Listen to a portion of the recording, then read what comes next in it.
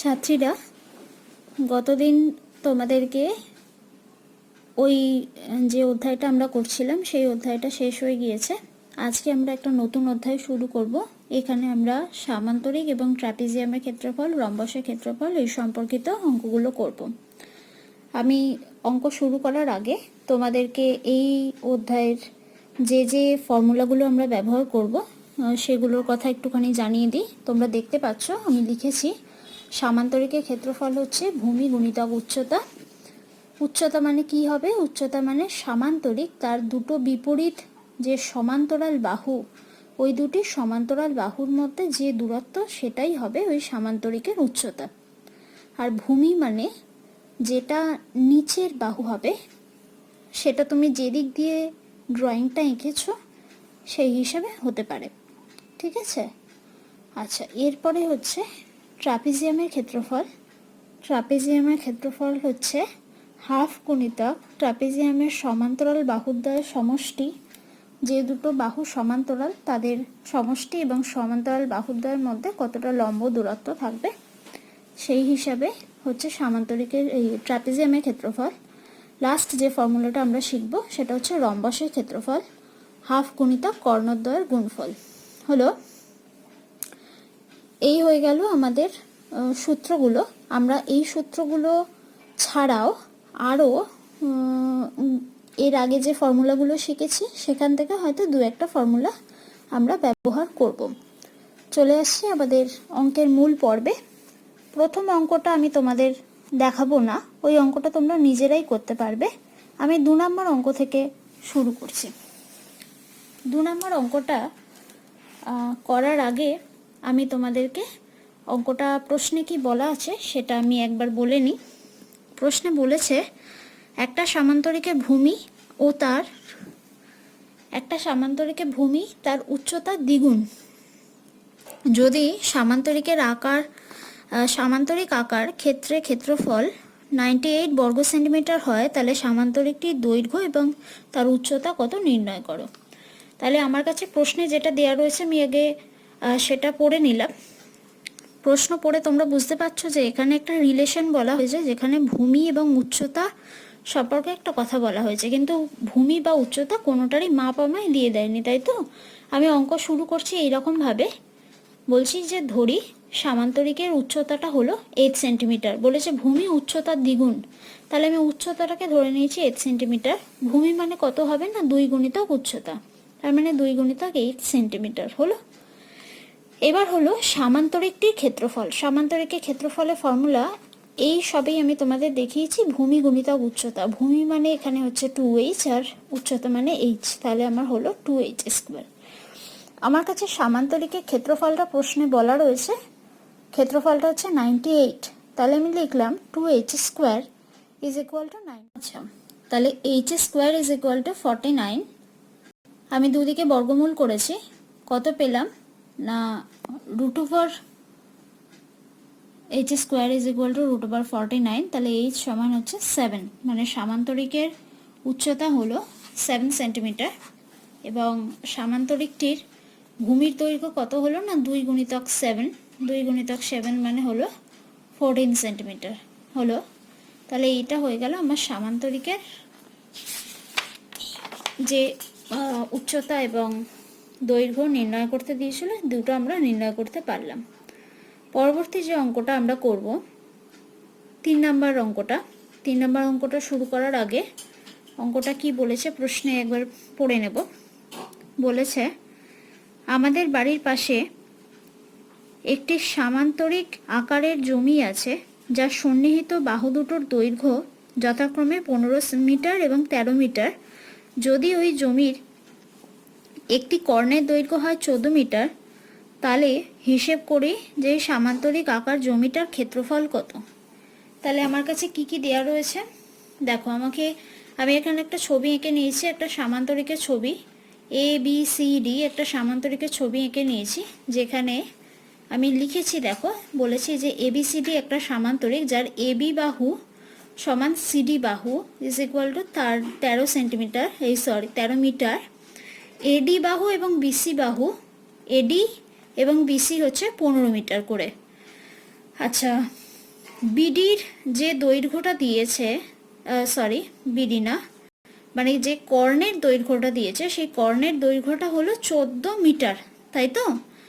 এখন ছবিটা দেখে তোমরা আন্দাজ লাগাতে পারছো যে এসি কর্ণটার দৈর্ঘ্যটা ছোট এবং বিডি কর্ণের দৈর্ঘ্যটা অনেকটা বড়। তাই জন্য আমি এখানে ধরে নিয়েছি যে এসির মানটা হচ্ছে, মানে এসি কর্ণটা যেহেতু এর মানটা ছোট, তাই এসি কর্ণের দৈর্ঘ্যটা 14 মিটার হিসেবে আমি ধরে নিয়েছি। তোমাদের কোয়েশ্চেন যদি এটা হয় যে আন্টি আমি যদি বিডি কর্ণটাকে ধরি 14 মিটার, তাহলে কি অঙ্কটা ভুল হয়ে যাবে? না, অঙ্কটা ভুল হবে না। অঙ্কটা মানে গাণিতিকভাবে অঙ্কটার কোথাও ভুল হবে না। আমি শুধু তোমাদের কনসেপ্টটা পরিষ্কার করতে চাইছি। বিসির দৈর্ঘ্যটা বলেছে 15 মিটার এবং যে কর্ণটা দিয়েছে তার দৈর্ঘ্য বলেছে 14 মিটার। এর মানে আমি যদি এইখান থেকে এইখান পর্যন্ত 14 মিটারটা ধরতাম, তাহলে সেটা অনেকটা মানে দেখতে দৈর্ঘ্যে অনেকটা বেশি হতো, কিন্তু তার পরিমাপটা 14 মিটার লিখলে একটু মানে কম হয়ে যেত আর কি। ব্যাপারটা বোঝাতে পারলাম কি? মানে ছবির সাথে এবং মাপের যে সামঞ্জস্য থাকা উচিত সেটা রাখা যেত না। সেই জন্য আমি এসি কর্ণের দৈর্ঘ্যটা লিখেছি 14 মিটার। যদি তোমরা বিডি ধরে করতে চাও কোনো আপত্তি নেই, গাণিতিকভাবে তাতে কোথাও কোনো ভুল হবে না, ঠিক আছে? এরপর আমি লিখছি যে ত্রিভুজ এবিসি এর ক্ষেত্রে ত্রিভুজটার পরিসীমা, ত্রিভুজের পরিসীমা কত হবে? এ বি সি, এখানে যে ত্রিভুজটা তোমরা লক্ষ্য করতে পারছো, এর 3টে বাহুর দৈর্ঘ্য জানো 13, 15, 14। তাহলে পরিসীমা কত হলো? না 42। অর্ধ পরিসীমা মানে এস কত হবে? 42কে 2 দিয়ে ভাগ করলাম, 21। আচ্ছা, এবিসি একটা কি ধরনের ত্রিভুজ বলে মনে হচ্ছে? নিশ্চয়ই বিষমবাহু, কারণ তার 3টে বাহুই সমান নয়। তাহলে এই বি সমবাহু ত্রিভুজের ক্ষেত্রফলের সূত্র কি এর আগে আমরা শিখেছি, সেই সূত্রটাই আমি এখানে প্রয়োগ করলাম। করার পর আমি এই ত্রিভুজের ক্ষেত্রফলটা কত পেলাম? না 84 বর্গমিটার এই ত্রিভুজের ক্ষেত্রফলটা পেলাম। ছবিটা দেখে তোমরা বুঝতে পারছো যে এখানে পুরো আইডেন্টিক্যাল দুখানা ত্রিভুজ রয়েছে। মানে এই যে ত্রিভুজটা, এটার যতটা ক্ষেত্রফল হবে এই পাশের ত্রিভুজটারও ঠিক ওই একই ক্ষেত্রফল হওয়া উচিত, তাই তো? আমরা যদি একটা সাদা কাগজকে, সাদা পাতাকে যদি সামান্তরিকের আকারে কাটি এবং তার কর্ণ বরাবর যদি পাতাটা মুড়ে নিই, তাহলে দেখবে ঠিক দুটো ইকুয়াল ট্রায়াঙ্গেল তৈরি হয়েছে, দুটো সম ক্ষেত্রফল বিশিষ্ট ত্রিভুজ উৎপন্ন হয়। তাই এই ত্রিভুজের ক্ষেত্রফলটা যদি 84 বর্গমিটার হয়, তাহলে এই ত্রিভুজের ক্ষেত্রফলটাও তার সাথে সমান হবে। তাই জন্য আমি লিখলাম যে ত্রিভুজ এবিসি এর ক্ষেত্রফল ইজ ইকুয়াল টু ত্রিভুজ এসিডি এর ক্ষেত্রফল, ঠিক আছে? এরপর কি লিখছি? না এবিসিডি সামান্তরিকের ক্ষেত্রফল কত হবে? না 2 গুণিতক 84, ডাবল হবে। মানে দুখানা ত্রিভুজের ক্ষেত্রফলকে যোগ করে দিলেই আমি পেয়ে যাব আমার সামান্তরিকটার ক্ষেত্রফল হলো। তাহলে আমি পেলাম 2 গুণিতক 84 ইজ ইকুয়াল টু 168 বর্গমিটার। এটা হয়ে গেল আমার ওই সামান্তরিকটার ক্ষেত্রফল। চলে আসছি পরবর্তী অঙ্ক। আচ্ছা, 4 নাম্বার অঙ্কটা 3 নাম্বার অঙ্ক মতনই সামঞ্জস্যপূর্ণ, মানে একই রকমের বলে আমি 4-এর অঙ্কটা দেখাইনি, তোমাদেরকে 5-এর অঙ্কটা দেখাবো। 5 নম্বর অঙ্কে আসছে। 5 নম্বর অঙ্কে কি বলেছে আগে প্রশ্নটা পড়ে নেব। প্রশ্নে বলেছে একটি সামান্তরিকের দুটি সন্নিহিত বাহুর দৈর্ঘ্য 15 সেন্টিমিটার 12 সেন্টিমিটার, ক্ষুদ্রতর বাহু দুটির দূরত্ব 7.5 সেন্টিমিটার হলে বৃহত্তর বাহু দুটোর মধ্যে দূরত্ব কত হবে? ঠিক আছে, তাহলে আমি একটা ছবি এঁকে নিচ্ছি, একটা সামান্তরিকের ছবি এঁকেছি, এ বি সি ডি সামান্তরিকের ছবি। এই সামান্তরিকটা আমি লিখছি যার এবি বাহু বলে দিয়েছে দুখানা সন্নিহিত বাহু। আমি ধরলাম যে এই দুটো সন্নিহিত বাহু, অর্থাৎ এবি বাহু যেটা কিনা সিডি বাহুর সাথে সমান, সেটার দৈর্ঘ্য হচ্ছে 15 সেন্টিমিটার, এবং বিসি বাহু যেটা কিনা এডি বাহুর সাথে সমান, সেটার দৈর্ঘ্য হচ্ছে 12 সেন্টিমিটার। আর কি বলা রয়েছে? না, যে দুটো সমান্তরাল বাহু, ওই দুটি সমান্তরাল বাহুর মধ্যে যে দূরত্ব, সেই দূরত্বটা বলে দিয়েছে 7.5 সেন্টিমিটার, তাই তো? আমি কি করেছি, এ বিন্দু থেকে বিসি বাহুর ওপরে আমি একটা লম্ব এঁকে নিয়েছি, লম্বটার নাম দিয়েছি এ ই লম্ব, ঠিক আছে? এই এ ই লম্বটা অ্যাকচুয়ালি কি বোঝাচ্ছে, বোঝাচ্ছে দ্য শর্টেস্ট ডিস্টেন্স। লম্বই হয় সবচেয়ে ক্ষুদ্রতর দৈর্ঘ্যের। এই উপপাদ্যটা ক্লাস 8-এ তোমরা শিখেছো, মনে করে দেখো। তাহলে এখানে এই এ ই, এই দূরত্বটা হচ্ছে 7.5 সেন্টিমিটার। এখন যদি আমি বিসি বাহুটাকে এই এবিসিডি সামান্তরিকতার ভূমি হিসাবে ভাবি, তাহলে এইটা আমি মান পেয়ে গেলাম কিসের, না ভূমির মান। এবং এ ইটা কি পেলাম, না উচ্চতা। তাহলে ওই এবিসিডি সামান্তরিকতার ক্ষেত্রফল কত হয়, ভূমি গুণিতক উচ্চতা। ভূমি মানে কত, না 12, আর উচ্চতা মানে 7.5 সেন্টিমিটার। তাহলে ক্ষেত্রফল কত হলো, না ভূমি গুণিতক উচ্চতা করলে 12 গুণিতক 7.5 গুণ করলাম, গুণ করে আমি পেয়েছি 90 বর্গ সেন্টিমিটার হলো। এরপর আমাকে বলেছে যেটা বৃহত্তর বাহু, অর্থাৎ এবি বাহু এবং সিডি বাহু, এই দুটো হলো ছবি অনুযায়ী বৃহত্তর বাহু। এই বৃহত্তর বাহু দুটির মধ্যে ন্যূনতম দূরত্ব কত হবে, অর্থাৎ এইখান থেকে আর এইখান পর্যন্ত যে ডিস্টেন্সটা, সেই ডিস্টেন্সটা কত হবে আমাকে সেটা হিসেব করতে হবে। আমি কি করলাম, আরও একবার এ বিন্দু থেকে সিডি বাহুর ওপরে এ এফ একটা লম্ব অঙ্কন করে নিয়েছি, ঠিক আছে? ছবিটা দেখে তোমরা নিশ্চয়ই বুঝতে পারছো, এ এফ আমি একটা লম্ব অঙ্কন করেছি সিডি বাহুর ওপর। এইবার কি লিখছি, আমি লিখলাম যে A F is equal two x centimetre, যেটা বৃহত্তর বাহু দুটোর মধ্যে দূরত্ব। তাহলে যদি সিডিটাকে আমি ভূমি হিসাবে ধরি, সিডিটা যদি হয় ভূমি, তাহলে সিডি ভূমি হলে এ এফটা কি হয়ে যায়, লম্ব হয়। এ এফ যদি লম্ব হয়, তাহলে সেই ক্ষেত্রে আমার এবিসিডি ওই সামান্তরিকটা ক্ষেত্রফল কত হয়, না ভূমি গুণিতক উচ্চতা। ভূমি মানে এখানে আমি ধরেছি সিডি, তাহলে সিডি গুণিতক উচ্চতা মানে এ এফ। এ এফ কে কত লিখেছি, না এক্স। তার আর সিডি এর মান কত, না 15, তাহলে 15 গুণিতক এক্স, এত বর্গ সেন্টিমিটার। আচ্ছা, এইটাও হচ্ছে এবিসিডি ওই সামান্তরিকটার ক্ষেত্রফল। এর আগে যে 90টা আমরা বার করেছিলাম সেটাও হচ্ছে এবিসিডি ওই সামান্তরিকটার ক্ষেত্রফল। তাহলে দুটো ক্ষেত্রেই সামান্তরিকের ক্ষেত্রফলটা কি সমান হওয়ার কথা। তাহলে আমি লিখছি শর্তানুসারে এই দুটো সমান। এখান থেকে সলভ করে আমি এক্স এর মানটা পেলাম। এরপর আমি লিখছি যে অতএব বৃহত্তর বাহু দুটোর মধ্যে দূরত্ব হচ্ছে 6 সেন্টিমিটার হলো। এইটা হয়ে গেল আমাদের 5 নম্বর অঙ্ক। আসছি আমাদের পরবর্তী অঙ্ক 6 নম্বর অঙ্কে। 6 নম্বর অঙ্কটা শুরু করছি। 6 নম্বর অঙ্কটা কি বলেছে আগে অঙ্কটা পড়ে নেব।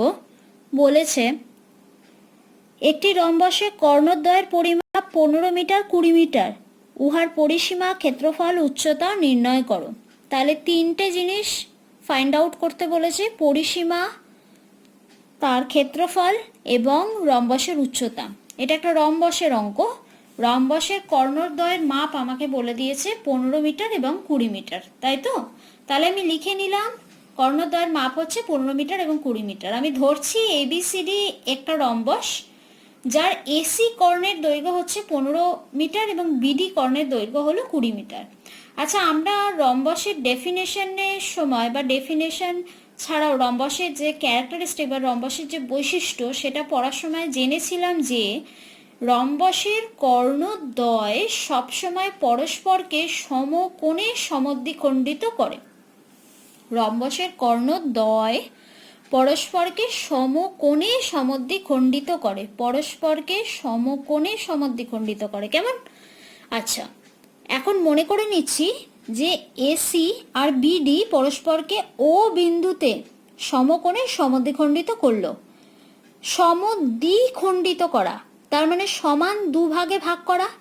এসি কে সমান দুভাগে ভাগ করেছে, তার মানে 15কে 2 ভাগে ভাগ হয়েছে, তাহলে A O is equal to O C is equal to 15/2 metre. আর বিডির দৈর্ঘ্য কত ছিল না 20, তাহলে BO is equal to OD is equal to 20/2 মানে কত হবে না 10 মিটার হলো।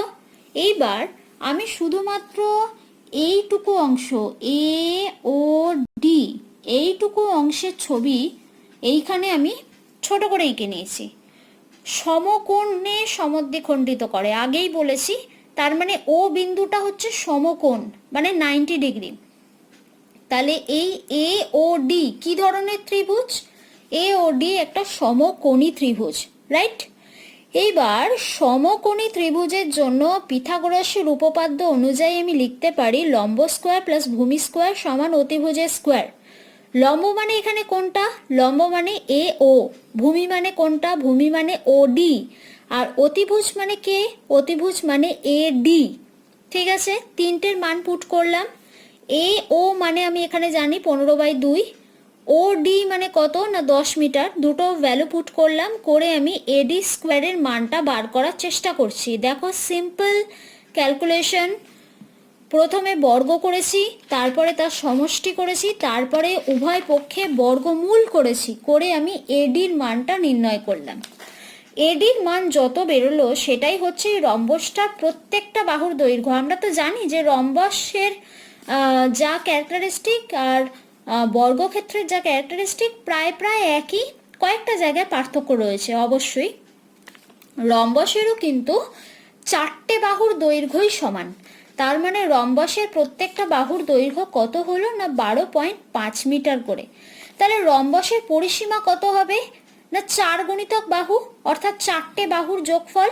তাহলে 4 গুণিতক 12.5 করলে আমি কত পেলাম না 50 মিটার। তাহলে রম্বসের ক্ষেত্রফল কত হয় না হাফ গুণিতক কর্ণদ্বয়ের গুণফল।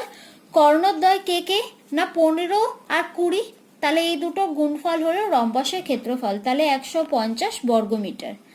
এরপর আমাকে আর যেটা বার করতে বলেছে সেটা কি না রম্বসের উচ্চতা কত। আমি ধরে নিচ্ছি যে রম্বসের উচ্চতা হচ্ছে x মিটার। তাহলে এই যে রম্বসটা এবিসিডি, যে রম্বসটা, এই এবিসিডি রম্বসটার একটা একটা সামান্তরিকও তো বটে, মানে সামান্তরিকেরই তো একটা বিশেষ ভাগ হচ্ছে এই রম্বস, তাই তো? তাহলে সামান্তরিকের ক্ষেত্রফলের জন্য যে ফর্মুলাটা আমরা ব্যবহার করি ভূমি গুণিতক উচ্চতা, সেই ফর্মুলাটা আমরা রম্বসের ক্ষেত্রেও ব্যবহার করতে পারি। আমি এখানে লিখে নিলাম যে রম্বসটির ক্ষেত্রফল বিসি কে ভূমি ধরে, ছবিটা আরেকবার দেখে নিচ্ছি, বিসি এইটাকে যদি ভূমি ধরি আর রম্বসের উচ্চতা আমাকে ফাইন্ড আউট করতে বলেছে। উচ্চতা মানে নিশ্চয়ই বুঝতে পারছো, আমি পেন দিয়ে দেখো দেখিয়ে দিচ্ছি তোমাদের। উচ্চতা মানে দুটো বিপরীত বাহুর মধ্যে যে দূরত্ব, সেটাই হচ্ছে রম্বসটার উচ্চতা, ঠিক আছে?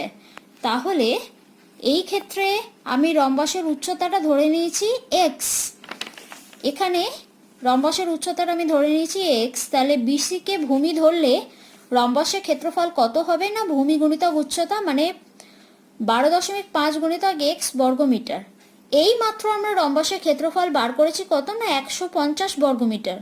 তাহলে এই দুটো ক্ষেত্রফল পরস্পরের সাথে সমান হবে। দেখো এই দুটো ক্ষেত্রফলকে পরস্পরের সাথে সমান করেছি, সমান করার পর এক্স এর মান কত বেরোলো, কাটাকুটি করলাম, সিম্পল ক্যালকুলেশন করার পর এক্স এর মান বেরিয়েছে 12। তার মানে এই রম্বসটার উচ্চতা হচ্ছে কত না 12 মিটার হলো। এইটা হয়ে গেল আমাদের 6 নম্বর অঙ্ক। আসছি আমাদের 7 নম্বর অঙ্কে। আসছি 7 নম্বর অঙ্কে। 7 নম্বর অঙ্কে কি বলেছে প্রশ্নে একটু বলে নেব। একটি রম্বসের পরিসীমা 440 মিটার, সমান্তরাল বাহু দুটির মধ্যে দূরত্ব 22 মিটার হলে রম্বসাকার ক্ষেত্রের ক্ষেত্রফল কত? তাহলে আমাকে প্রশ্নে বলে দিয়েছে একটা রম্বসের পরিসীমা 440 মিটার, সমান্তরাল বাহু দুটোর মধ্যে দূরত্ব হচ্ছে 22 মিটার। দেখো আমি একটা রম্বসের ছবি এঁকে নিয়েছি। এই রম্বসের দুটি বিপরীত বাহু, এই দুটি বিপরীত বাহুর মধ্যে দূরত্ব হচ্ছে 22 মিটার। রম্বসটার পরিসীমা 440 মিটার, তাহলে রম্বসটার প্রত্যেকটা বাহুর দৈর্ঘ্য কত হবে? 440কে 4 দিয়ে ভাগ করলে 110 মিটার। তাহলে এটাই হচ্ছে আমার রম্বসটা প্রত্যেকটা বাহুর দৈর্ঘ্য। আচ্ছা, রম্বসের উচ্চতা কত প্রশ্নে বলে দেওয়া হয়েছে না 22 মিটার। তাহলে রম্বসের ক্ষেত্রফলের জন্য আমি সামান্তরিকের ক্ষেত্রফলের যে ফর্মুলা সেটা ব্যবহার করতে পারি।